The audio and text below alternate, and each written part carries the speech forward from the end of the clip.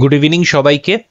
আজকে আমরা করব অলিভার গোল্ডস্মিথের শি স্টুপস টু কঙ্কার এই নাটক বা কমেডিটি। শি স্টুপস টু কঙ্কার এই ফ্রেজটার অর্থ কি? এর মানে হচ্ছে কারুর সামনে অবনত হওয়া অথবা ঝোঁকা তাকে জয় করার উদ্দেশ্যে বা তার মন পাওয়ার উদ্দেশ্যে। তো সবার প্রথম এই নাটকের বিষয়বস্তু কি সেটা আমরা একটু সংক্ষেপে বুঝে নেওয়ার চেষ্টা করব, এবং একই সাথে নাটকে যেহেতু একাধিক চরিত্র থাকে তো তাদের মধ্যে পারস্পরিক কি সম্পর্ক আছে সেটাও বুঝে নেওয়ার চেষ্টা করব। আমি একটা ডায়াগ্রাম এখানে তোমাদের সামনে প্রেজেন্ট করছি, তোমাদের বুঝতে অনেকটা সুবিধা হবে। তো চলো দেখে নিই। তো এখানে এই যে নাটকটা আমরা দেখতে পাচ্ছি, এখানের মূল চরিত্র কিন্তু এই কেট এবং মার্লো, যাকে আমরা চার্লস মার্লো অথবা ইয়ং মার্লো নামে বেশি চিনব। চার্লস মার্লো তার বাবারও নাম, যদিও তাকে আমরা স্যার চার্লস মার্লো বলবো। তো সবার প্রথম এখানে মূল দুটো ক্যারেক্টার, একটা হচ্ছে মিস্টার হার্টক্যাসল এবং তার স্ত্রী মিসেস হার্টক্যাসল। এই মিস্টার অ্যান্ড মিসেস হার্টক্যাসলের কন্যা হচ্ছে কেট হার্টক্যাসল। এই যে কেট হার্টক্যাসল, এর সঙ্গে বিয়ে ঠিক হয়েছে কার? ইয়ং মার্লোর। এবার ইয়ং মার্লো একা একা আসছে না, সে তার বন্ধুকে সঙ্গে নিয়ে আসছে, যার নাম হচ্ছে জর্জ হেস্টিংস। এইবার মিসেস হার্টক্যাসল, তার তো একটা কন্যা হচ্ছে কেট, তার আরেকটি পুত্র আছে, তার আগের পক্ষের পুত্র, তার নাম হচ্ছে টনি লাম্পকিন। তো এই যে টনি লাম্পকিন, এ হচ্ছে যাবতীয় নষ্টের গোড়া, প্রচন্ড বদমাইশ টাইপের, খুব মজা করে, লোকজনকে বিপদে ফেলে দেয় শুধুমাত্র এই মজা করতে গিয়ে। এছাড়াও এই নাটকে আমরা আরেকটা ক্যারেক্টার পাবো, সেটাকে কনস্ট্যান্স নেভেইল। তো এর সঙ্গে সবার প্রথম একটা লাভ রিলেশনের অ্যাঙ্গেল আমরা পাবো হেস্টিংসের। এবার কে কাকে পছন্দ করছে সেটা পরের বিষয়, যদিও হার্টক্যাসল চাইছেন তার যে আগের পক্ষের পুত্র তার সাথে এর বিয়ে হোক। তার মানে দেখো এখানে কিন্তু পুরোটাই সম্পর্ক একটা গোলমেলে। এইবার নাটকের বিষয়বস্তু কি এটা আমি তোমাদের সামনে সংক্ষেপে বলছি, তোমরা আশা করি পুরো নাটকটা অবশ্যই একবার পড়ে নিয়েছো। তাহলে এই নাটকের মূল চরিত্র হচ্ছে মার্লো নামের একজন যুবক, যাকে আমরা চার্লস মার্লো বা ইয়ং মার্লো বলছি। সে বিয়ের জন্য কার বাড়িতে এসেছে, কার সঙ্গে দেখা করতে এসছে?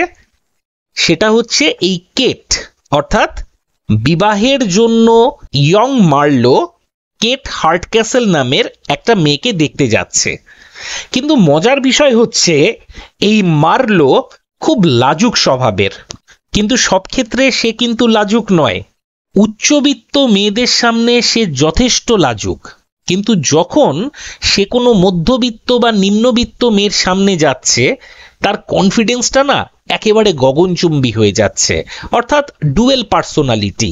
যখন সে আপার ক্লাসে মিশছে সে অনেকটা গুটিয়ে থাকছে, ইন্ট্রোভার্ট হয়ে থাকছে, আর যখন দেখছে যে তার থেকে নিচু কেউ, তখন সে একেবারে উদ্দাম, মানে তাকে আর পায় কে, এইরকম একটা ব্যাপার। তো মার্লো যখন তার বন্ধুকে নিয়ে কেটের বাড়িতে পৌঁছয়, তো তখন টনি নামের একটা দুষ্টু ছেলে, যে টনিটাকে আমরা একটু আগেই বলেছি লাম্পকিন, যে এই হার্টক্যাসলের প্রথম পক্ষের ছেলে, সে কি করছে, তাকে একটা ভুল অ্যাড্রেস দেখিয়ে দেয়। ওরা প্রথমে একটা সরাইখানা খোঁজ করছিল, তো সেখানে এই যে টনি, সে বুঝতে পারে যে ওদের বাড়িতেই আসছে, তো তখন কি করছে, ও নিজের বাড়িটাকেই সরাইখানা বলে চালিয়ে দিচ্ছে, যে এইদিকে যান, এখানে একটা ভালো মানের সরাইখানা রয়েছে। তাহলে এবার তো ইয়ং মার্লো সেই সরাইখানা ভেবে তার শ্বশুর বাড়ি বা হবু শ্বশুর বাড়িতে যাচ্ছে। স্বাভাবিকভাবে সে তখন ওখানকার যারা লোকজন তাদেরকে কি ভাববে, ওই হোটেলের স্টাফ, এবং ওই হোটেলের স্টাফ ভেবে তাদের সঙ্গে সে অন্যরকম আচরণ করছে। হবু শ্বশুর শাশুড়ি বা বউয়ের সাথে যেরকম আচরণ করবে, স্বাভাবিকভাবে একটা হোটেলের যারা স্টাফ তাদের সঙ্গে আমি যে আচরণ করব সেটা কিছুটা ডিফারেন্ট হবে। আর এক্ষেত্রে মার্লোর তো আরো বেশি ডিফারেন্ট হবে। কেন? কারণ সে জানছে তার থেকে যারা নিচু তাদের সামনে সে একেবারে ওপেন এবং কনফিডেন্ট, কিন্তু যখনই তার সেম ক্লাস বা তার থেকে উচ্চবিত্ত কেউ থাকছে সামনে, তখন সে কিন্তু নিজের মধ্যে গুটিয়ে যাচ্ছে। তো এই জায়গাটা হচ্ছে তোমার এই নাটকের একেবারে পটভূমি বা মূল জায়গা। আসলে এখানে সে নিজের হবু শ্বশুর বাড়িতেই গিয়েছে, কিন্তু শ্বশুর বাড়িকে ভাবছে একটা ইন বানান কি INN, যেটার মানে হচ্ছে সরাইখানা, মানে হোটেল টাইপের আর কি। তো এই নাটকটা আমরা এবার এখান থেকে বেশ কিছু লাইন বা কোটেশন তুলে তুলে পরপর পুরো নাটকের গতি প্রকৃতি বুঝবো। আর এখান থেকে কি কি প্রশ্ন আসতে পারে বা ক্যারেক্টার সম্পর্কে একটু বিশদে ধারণা দেওয়ার জন্য আমি অলরেডি দুটো PDF তোমাদের জন্য রেডি করে রেখেছি। এখানে তোমরা দেখতে পাচ্ছ প্রায় 115টা শর্ট কোশ্চেন আমি তোমাদের জন্য রেডি করেছি, এবং শেষের দিকে এখানে বেশ কিছু বড় প্রশ্নও আছে, অর্থাৎ যেখানে কিছুটা ব্যাখ্যা করার জায়গা রয়েছে। এই জায়গাগুলো বড় কোশ্চেন কিছুটা রয়েছে। টোটাল 115টা প্রশ্ন তোমরা যদি পড়ো, আশা করি অনেকটাই তোমাদের বিষয়টা সম্পর্কে সম্যক ধারণা তৈরি হবে। এই দেখো একেবারে লাইন তুলে তুলে কোটেশন দেয়া হচ্ছে। আচ্ছা, এছাড়াও চরিত্র পরিচিতি সম্পর্কেও আমি একটা নোট দিয়েছি, তোমরা তোমাদের সময় মতো এই নোটটা পড়ে নিও। সেখানে মিস্টার হার্টক্যাসল সম্পর্কেও বলা আছে, ইয়ং মার্লো সম্পর্কেও বলা আছে, টনি লাম্পকিন সম্পর্কেও বলা আছে, কেট সম্পর্কেও বলা আছে, মিসেস হার্টক্যাসল সম্পর্কেও বলা আছে। অর্থাৎ মূল যে চরিত্রগুলো আছে সবকটাই আমি আলাদা করে উল্লেখ করেছি। এই দুটো PDFই তোমরা পেয়ে যাবে। তো চলো আজকে আমরা এবার নাটকটা পড়া শুরু করি। পুরো নাটক তো আর লাইন বাই লাইন পড়ে শেষ করা যাবে না। এখান থেকে যে যে লাইনগুলো ইম্পর্টেন্ট এবং যে যে লাইনগুলোকে তুলে নিলে গোটা নাটকের নির্যাস আমরা পাবো, আমি একদম বেছে বেছে সেই লাইনগুলোকেই তুলে ধরেছি। তো দেখো, প্রথমেই একটা প্রলগ রয়েছে। প্রলগ মানে একদম শুরুর অংশ, ভূমিকা, প্রস্তাবনা, গৌরচন্দ্রিকা ইত্যাদি ইত্যাদি বলতে পারো। তো সেখানে কি বলছে? The comic muse long sick is now a dying, and if she goes my tears will never stop. এই যে প্রস্তাবনায় বা প্রলগে এই কথাটা বলা হচ্ছে, এটার অর্থ কি? তিনি বলতে চাইছেন যে কমেডির যিনি অধিষ্ঠাত্রী দেবী, তিনি দীর্ঘদিন ধরে অসুস্থ, আর এখন সে তো প্রায় মৃত্যুর পথে। আর সে যদি চলে যায় তাহলে আমার কান্না আর কখনো থামবে না। একটা দারুণ ব্যঙ্গ রয়েছে এই লেখাটার মধ্যে। তোমরা খেয়াল করো, এই যে কোটেশনটা, এটা কিন্তু শুধু নাটকের সূচনাটা নয়, বরং পুরো ইংরেজ নাট্যধারার একটা গুরুত্বপূর্ণ পালাবাদলের সূচক হিসেবে আমরা ধরতে পারি। কেন? তার কারণ হচ্ছে গ্যারিকের মুখে গোল্ডস্মিথ এখানে আসলে সেই সময়কার নাট্য জগতের অবস্থা নিয়ে শোক প্রকাশ করেছে। এবার শোক প্রকাশ করেছে শুনে তোমাদের মনে হতে পারে যে খুব দুঃখ পেয়েছে, কিন্তু এই শোকটা হচ্ছে সম্পূর্ণ মেকি একটা শোক বা একটা ব্যঙ্গাত্মক শোক। আর এখানে এই যে কমিক মিউজ শব্দটা ব্যবহার করেছে না, এটার মাধ্যমে বোঝাচ্ছে আসলে সেই পুরনো প্রাণবন্ত কমেডি, যেটা আকাঙ্ক্ষিত, মানে যেটা রিয়েল, স্পন্টেনিয়াস অথবা হিউম্যান ফলিতে ভরা। আসলে তখনকার ইংল্যান্ডে একটা সেন্টিমেন্টাল কমেডি নামক এক ধরনের কৃত্রিম একটা আবেগভিত্তিক নাটক এগুলো জনপ্রিয় হয়ে উঠছিল। সেখানে হাসি ছিল না, বাস্তবতা ছিল না, মানুষের যে দুর্বলতার জায়গা সেগুলো স্পষ্টভাবে দেখানো হতো না, শুধুমাত্র কান্না কান্না আর কাঁদুনে গাওয়া। তো সেটার বিরুদ্ধেই কিন্তু এই লাইন বা এই বিদ্রোহ। এবং এই যে কথাটা না, the comic muse long sick is now a dying, এটার মধ্যে একটা ডবল টোন আছে। Actually he is crying, but audience জানে he is mocking the idea of endless sentiment. এটা অনেকটা সেই ওই দ্য ফ্রগসে অ্যারিস্টোফেনিস যেভাবে নতুন বা পুরাতন যে নাট্যরীতির দ্বন্দ্ব তুলে ধরেছেন, এটা অনেকটা সেই রকম। এখানে তিনি বলছেন I can't squeeze out one drop, মানে কি I am tired of forced tears and fake morals। তার এই কথাটা না শেক্সপিয়ারের যে 12th নাইট বলে একটা বিখ্যাত নাটক রয়েছে তার একটা বিখ্যাত সংলাপ মনে করিয়ে দেয়। মনে পড়ছে কারুর? Dost thou think because thou art virtual there shall be no more cakes and ale? মানে কি? মানে হচ্ছে তুমি যদি ভাবো যে তুমি ধার্মিক তাই জন্য শহরে আর কোনো কেক বা মদ থাকবে না, এটা তো আর হয় না। তো গোল্ডস্মিথ এই নাটকের মাধ্যমে সেই পুরনো প্রাণবন্ত মানসিক হাস্যরস বা মানবিক হাস্যরসের যে ঐতিহ্য এইটাকে কিন্তু ফিরিয়ে আনতে চেয়েছেন। So this prologue is not just a personal complaint, it is a manifesto for a new kind of comedy, a return to the roots of English theatre, much like Molière's rebellion against artificiality of French classical drama।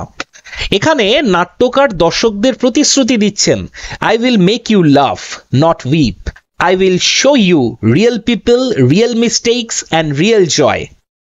দেখো, She Stoops to Conquer is often considered a turning point in English comedy, comparable to the restoration of laughter after the Puritan ban on theatre in the 17th century। চলে আসছি পরের কোটেশনে। বলছে I love everything that is old, old friends, old times, old manners, old books, old wine, and I believe, Dorothy, you will own I have been pretty fond of an old wife। মানে কি? এখানে বলা হচ্ছে যে আমি পুরনো সব কিছু ভালোবাসি, সেটা পুরনো বন্ধু হোক, পুরনো সময় হোক, পুরনো আচরণ, ম্যানার্স মানে আচরণ, পুরনো বই হোক, পুরনো মদ হোক, এবং তুমি স্বীকার করবে যে ডরথি যে আমি পুরনো স্ত্রীকেও বেশ ভালোবাসি।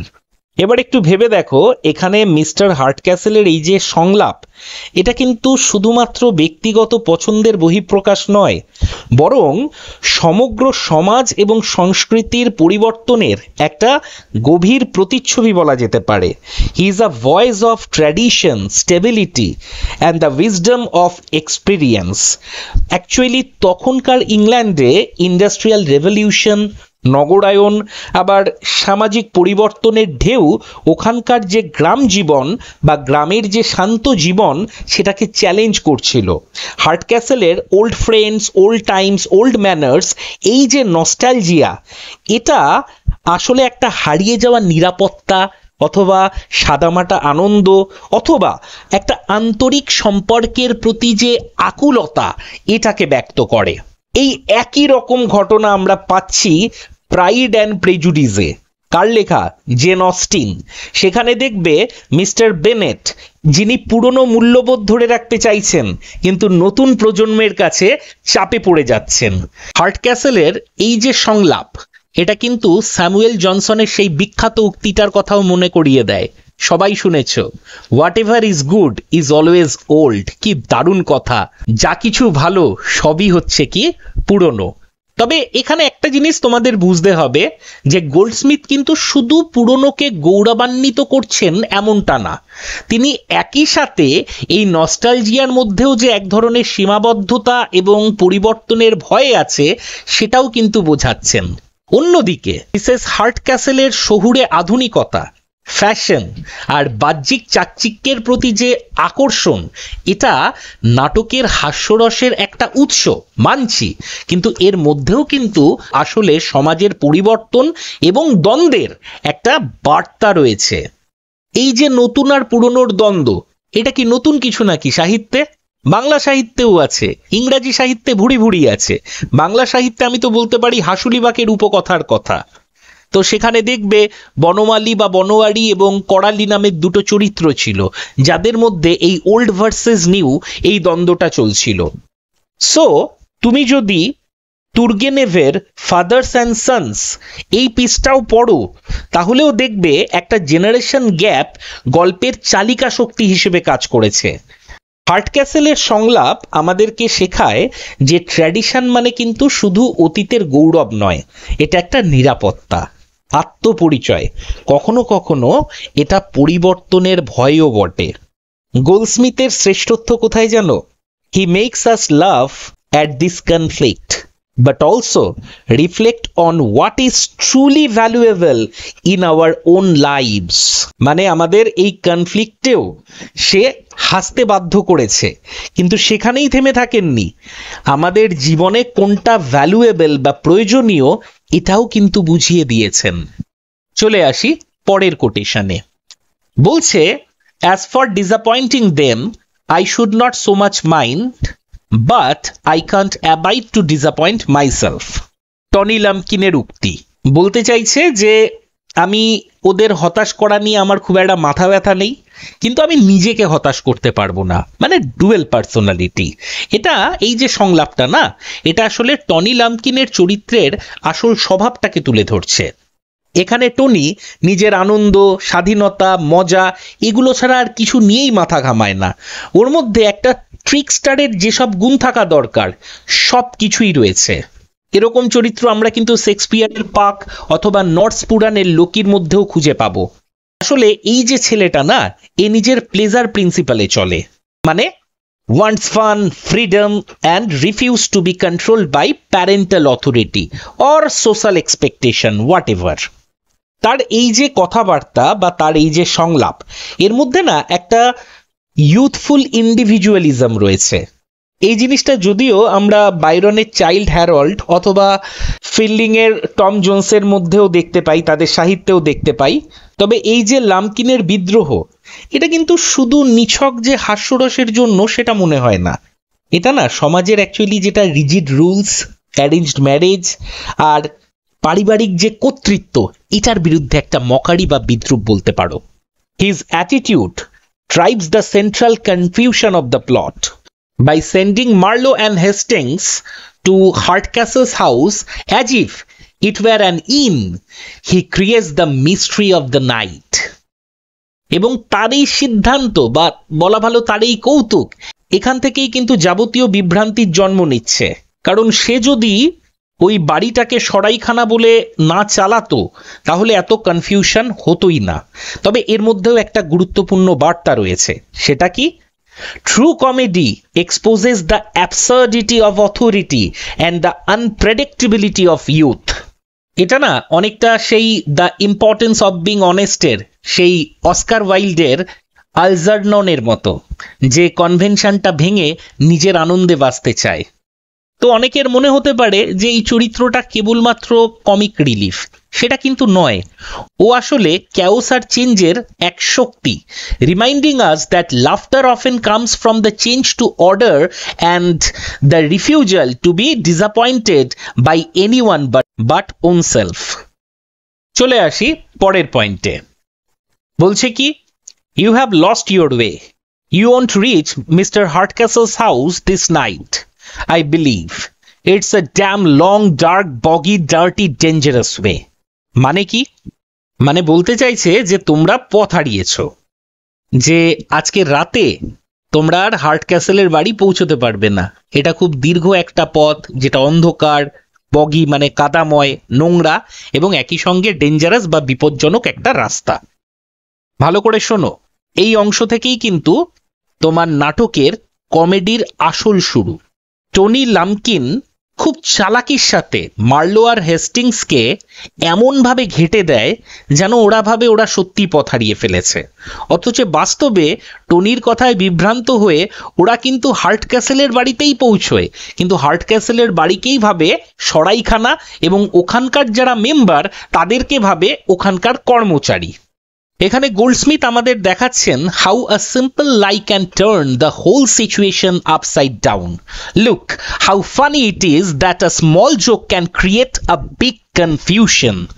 টনি জানে how to play with others perception. He thinks if I can fool them it will be a great fun. আমি আগেই বলেছি, mistaken identity is a classic comic device. 12 night নাটকের ভায়োলো, স্যাট টোবি, মালভোলিও, অথবা আরো একটা নাটকের কথা উল্লেখ করতে পারি, একদম মিলে যাবে, সেটা হচ্ছে কমেডি অফ এরার্স। সেখানে আন্তিফোলাস, ড্রোমিও, এরা সবাই কিন্তু বিভ্রান্তির কেন্দ্রবিন্দুতে ছিল। It is very easy to misunderstand someone when you don't have all the information. টনির এই প্র্যাঙ্ক নাটকের প্লটকে এগিয়ে নিয়ে যায় এবং অডিয়েন্সকে আনন্দ দিতে থাকে। And you know, sometimes a small deception can reveal a big truth about people. It is all about human nature and human weakness. তাহলে দেখো how a small action by Tony changes everything for all the characters. It teaches us don't always believe what you were told. এভাবেই Goldsmith হাস্যরসের আড়ালে সমাজের যে মুখোশ, সহজ সরল মানুষের যে দুর্বলতা আর শ্রেণীগত বিভাজনের যে সূক্ষ্ম ব্যঙ্গ, এইটা ফুটিয়ে তুলেছেন। পরের পয়েন্ট বলছে, when company comes you are not to pop out and stare and then run in again like frightened rabbits in a warren. এটা হচ্ছে ওই গ্রামীণ চাকরদের সরলতা এবং সেইটার প্রতি একটা ব্যঙ্গ। বলতে চাইছে যে অতিথি এলে তোমরা যেন হঠাৎ করে বেরিয়ে এসে আবার দৌড়ে পালিয়ে যেও না, অনেকটা ওই ভীত খরগোশের মতো। এবার তোমরা দেখো mister Hardcastle is trying to teach his country servants proper manners. ওরা এতটাই সরল আর অনভিজ্ঞ যে অতিথি এলেই তারা ভীত খরগোশের মতো আচরণ করতে থাকে। এখানে গোল্ডস্মিথ না গ্রামের যে সরলতা এবং শহরের যে কৃত্রিমতা, এটার একটা অদ্ভুত কন্ট্রাস্ট দেখিয়েছেন, মানে অক্সিমোরন বলতে পারো। He gently mocks both sides, মানে তিনি শহুরে ভদ্রতার কৃত্রিমতা এবং গ্রামের মানুষের যে সহজ সরলতা, দুটোকে একসঙ্গে ব্যঙ্গ করেছেন, কোনো একটা পার্টকে নয়। এটা না আমাকে একটা বিখ্যাত চরিত্রের কথা মনে করাচ্ছে, সেটা হচ্ছে মসিয়ে জুরদা। কার লেখা বলো তো? মলিয়ের। আর লেখাটার নাম ছিল সম্ভবত দ্য বুর্জোয়া জেন্টলম্যান। তো সেখানে এই যে মসিয়ে জুরদা, এই একজন সাধারণ মানুষ, সে কি করছে, সে অভিজাতদের মতো আচরণ করার চেষ্টা করছে এবং এখান থেকেই একটা হাস্যরসের সৃষ্টি হচ্ছে। And let's not forget, monsieur Jourdain চরিত্রটি সামাজিক স্তর, আচরণ এবং কৃত্রিমতাকে ব্যঙ্গ করার জন্যই কিন্তু বিখ্যাত। তবে এক্ষেত্রে বিষয়টা একটু অন্যরকম।